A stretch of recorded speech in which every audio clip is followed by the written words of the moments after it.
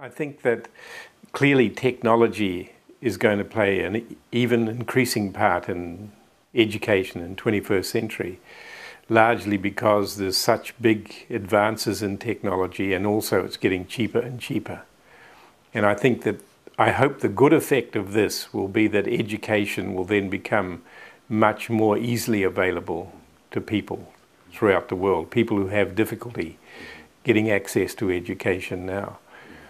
But I think we always also have to remember that technology is not all of education, that technology is a way of delivering education, and that the way in which we deliver it has to be something that doesn't dictate too much what we do, and that we should always be concerned with the goals of education and just see technology as a way of trying to reach those goals. It's important, I think, that technology doesn't set the goals for us.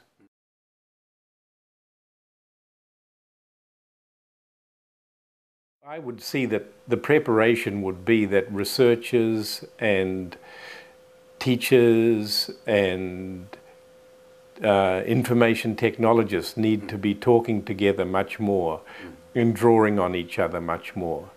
And so I think it's really just the cooperation and communication issue between people who bring different perspectives and different kinds of information to what they're doing.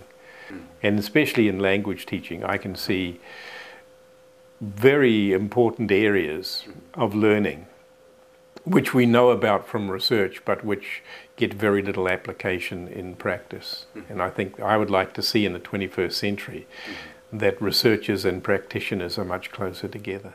It's important to always rely on principles of learning and principles of teaching.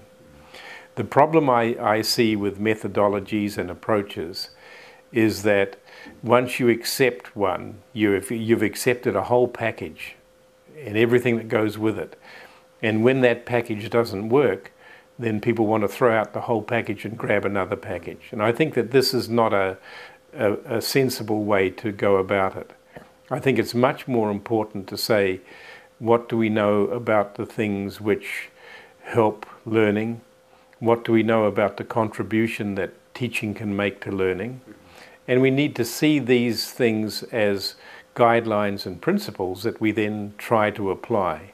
And the application will have to be based on the circumstances in which people are learning.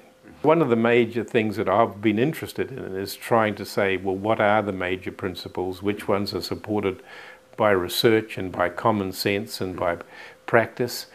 And then forget about any particular methodology, but just look at whether we can apply these principles. In terms of methodologies, and that, once again, it's really like I said before, that we really need to see the application of research and knowledge being applied, not in a way which tries to give you one answer, but in a way which gives you a thoughtful approach to what you're doing by applying a range of principles.